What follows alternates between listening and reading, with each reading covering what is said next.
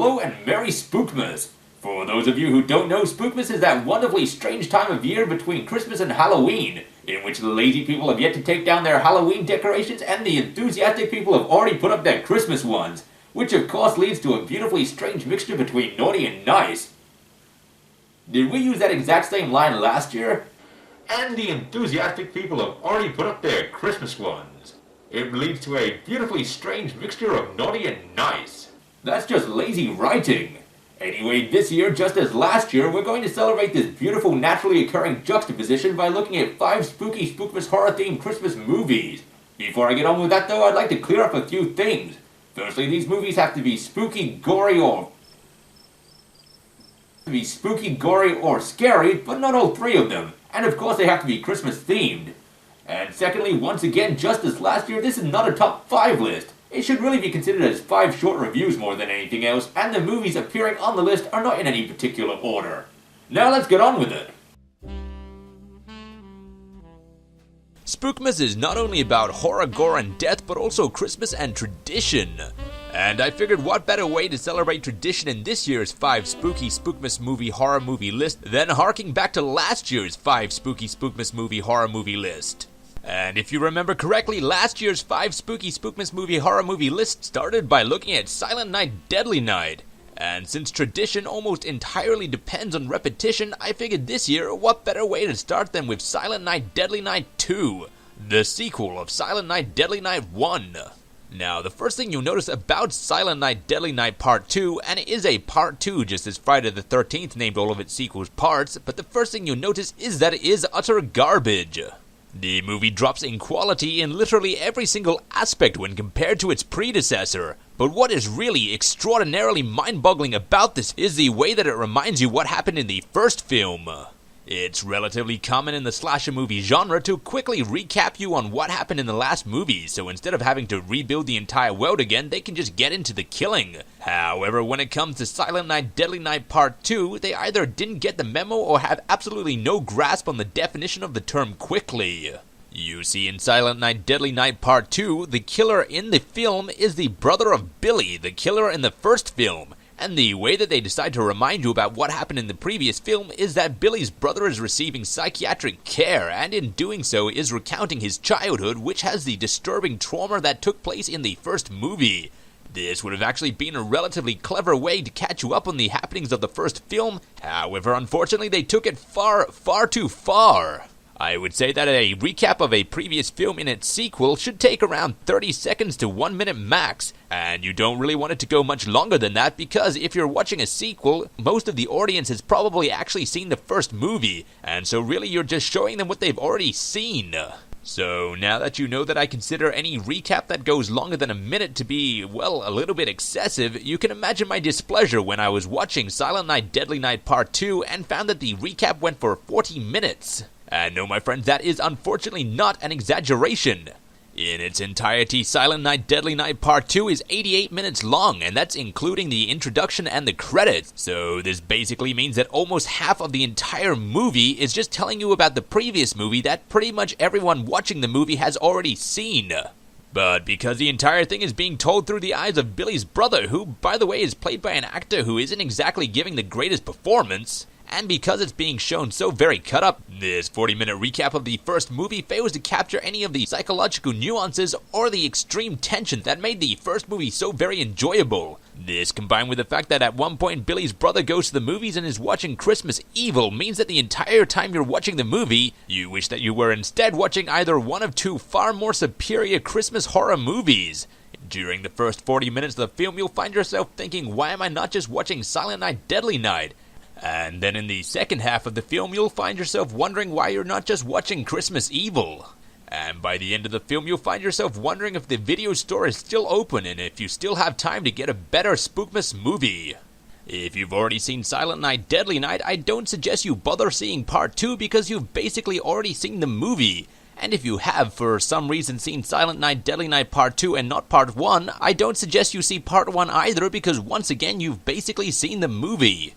Silent Night, Deadly Night Part 2 is essentially the crowned king of pointless sequels, but if you've not seen either of the 2 movies, definitely go see Silent Night, Deadly Night, the first one, because it is far superior in pretty much every single way.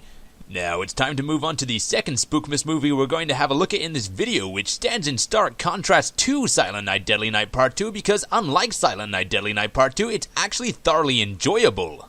This movie in question is none other than Santa's Sleigh, which is humorously spelled sleigh as in to kill rather than slay the mode of transport. As you might imagine, Santa's Sleigh is about Santa slaying. Santa himself in this movie is the son of Satan and therefore is the Antichrist. As I mentioned earlier in this video, tradition is rather important, and to Santa, the tradition that he enjoyed every Christmas was to go out and murder quite a few people. However, 1,000 years ago, in the year 1005 AD, an angel tricked Santa into a bet, and having lost this bet, Santa had to agree to not kill people for 1,000 years and to reward people for being nice. Which is within this film's universe how he became the seemingly jolly person we know and love today. And as I'm sure you're starting to put the pieces together, this movie is set 1,000 years later in the year 2005 AD, which is, of course, the year the film was released. Now, Santa, himself released, but from the restraints of his agreement, once again finds himself free to kill people, with the film following a small town trying to survive Santa's carnage. And oh, what carnage it is! The violence in this film and, well, the film in general is so over the top that it's almost slapstick in nature and is just unbridled enjoyment. The film is definitely not scary, but my lord is it gory. However, as stated, these murders are all pretty over the top, so it almost feels cartoony in nature. I would say that despite the slasher-style format of the film, it's more action comedy than anything else, and that's not a negative thing, it does it damn well. However, despite the film being so lighthearted and funny, the body count is still impressively high, and the murders that take place are all impressively festive. To name but a few, we have death by Christmas wreath, death by candy cane, death by reindeer, and death by electrocution by a stripper pole. What? Strippers can be festive? And because Santa's reign of terror is all-inclusive, we also have stabbed with menorah. The movie itself, which is clearly a labor of love, also makes sure to make references to previous classic Christmas movies, such as Rudolph the Red-Nosed Reindeer and It's a Wonderful Life. Throughout the movies we've looked at so far in these two Spookmas videos, we've already seen a wide range of killer Santas. These of course range from serial killers dressed as Santas to demonic hellspawn Santa helpers like in rare exports. But without a doubt, the spawn of Satan Santa that we see in Santa's Sleigh is easily the most imposing Santa Claus I've ever seen. He is ginormous, completely ripped, and extremely imposing. Also, he makes literature puns, which is pretty great too. Also, Santa in this film is interestingly not just punishing the naughty, he's just killing everyone because he enjoys it. This is an interesting contrast because even in slasher films not involving Santa, there's usually some sort of distorted moral reasoning for the killings rather than Santa just enjoying it. The main characters trying to avoid Santa's enjoyment that the film focuses on are Nicholas Yulson, who I only recently realized is a very clever name, his girlfriend Mary, and his grandfather. All three characters are extremely well acted and extremely likable. Overall, from beginning to end, Santa's Sleigh is an extremely enjoyable Spookmas movie, and I could not recommend it more. In fact, when you get tired of Silent Night Deadly Night Part 2 and head down to your local video store looking for a better Spookmas movie, I suggest you strongly consider Santa's Sleigh. Now, moving on to the third movie we're going to have a look at today, we're once again harking back to last year's video. You see, in last year's video, I had a look at the 2006 remake of Black Christmas. And at the time of making that video, I mentioned that I did not really like it and that I had not actually seen the original. The original being the 1974 Black Christmas, of which the new one was based on. Everyone that I talked to regarding the 2006 remake told me that the original was far superior, and so this year, when I was told that I was going to be making a second Spookmas video, I decided that I just had to check it out. And now that I have seen the original 1974 version and the 2006 remake, I can confirm that they were 100% correct. While reviewing the remake, I complained about its overuse of hyper-realistic gore. There were really quite a few scenes that made me feel kind of unwell because they were really quite disgusting. The original 1974 version, however, does not go for this overuse of gore. You're not going to see any cannibalism or eyeballs being popped or anything like that, but instead just murders that are clean and fun for the whole family. That is to say, provided that your family is over a certain age, it is still a horror movie, so don't go complaining to me in the comments section if your child just got nightmares because they watched this movie.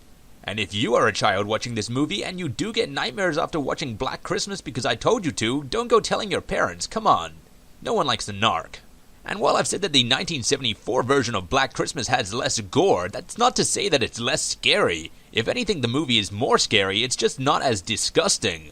In place of the hyper-realistic gore that mars the remake, the original one instead has good acting, great storytelling, and a very, very spooky atmospheric thing going for it. There's just this overall uneasiness that runs throughout the entire film, leading to the climax of the film and the ending, which is extremely unsettling. I'm not going to actually say what they are because I don't want to ruin the movie, so instead I'm just going to say that unlike the 2006 remake, I do fully suggest you watch the 1974 Black Christmas. Oh, and I just realized I've not said anything about the plot, and if you've not watched last year's Spookmas video, you wouldn't be able to infer it from the other Black Christmas. So without going into too much detail and steering well clear of any spoiler territory, it's about a serial killer inside a sorority house. Oh, and of course it's Christmas time.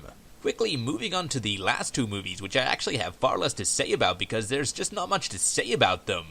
Firstly, we have the 1972 horror film Home for the Holidays, which is about a group of sisters who return to their family home for the holidays. The sisters that are returning home for the holidays have not been home in a while because they blame their elderly father for the death of their mother and are now quite discontent because their elderly father is now living with a new woman who the sisters believe was responsible for the death of her husband. However, they've now returned home because their elderly father is now claiming that their new mother is trying to poison him. And then of course there's a terrible storm, meaning that the phone is dead, the road is out, the killer is in the house, and it's Christmas. Overall, the film is neither great nor terrible. It does have some effective suspense moments, and it has got a few effective horror moments, and I would neither say I suggest you watch it nor warn you not to. It's really just an okay movie. And then moving on to the final Spookmas film on the list that we're going to be looking at today is the 1989 film Elves. Elves is another one of those movies where pretty much every single character is unlikable, which kind of makes it difficult to enjoy it or really engage with it. Although admittedly I did quite like Detective Mo Santa, he was fun to watch. To briefly sum up the storyline of Elves, a young girl who is the product of incest and is the daughter of a former Nazi scientist is hunted by some Nazis and an evil elf that has accidentally been summoned back to life through the use of a pagan ritual, which is carrying the Aryan gene and hopes to impregnate the daughter on Christmas Eve, giving rise to the master race. Now, I know on the surface this storyline sounds pretty wild and could easily become a so bad it's good kind of film. However, unfortunately, it's just terribly executed, and there's pretty much no enjoyment to be found in Elves. Also, there's only one elf in the film, so I'm not sure why the title is plural. Also, I'm fairly certain that the pagan symbol that's supposed to represent the elves throughout the film is actually just an inverted Blue Oyster Cult logo. Every time it appeared throughout the film, I found myself wishing I was listening to Blue Oyster Cult instead of watching the terrible movie. It was definitely an interesting premise for a movie, but it was just terribly executed with nothing but bad dialogue, terrible acting, and awkward interactions between characters. And with Elves done and dusted, we've come to an end of the 5 short reviews we're doing for this Spookmas. In short recap, I would say of these 5 movies, definitely check out the 1970s Black Christmas and definitely Santa Slays. And if I had to narrow it down to one, I would say that Santa's Slay is easily my most recommended from this list. Thanks for watching and Merry Spookmas! If we've not yet managed to scratch your Spookmas itch, check out our last year's video, which is also available in the description. And if spooky Christmas stuff is not up your alley, stick around in December where we're just going to be doing regular Christmas stuff.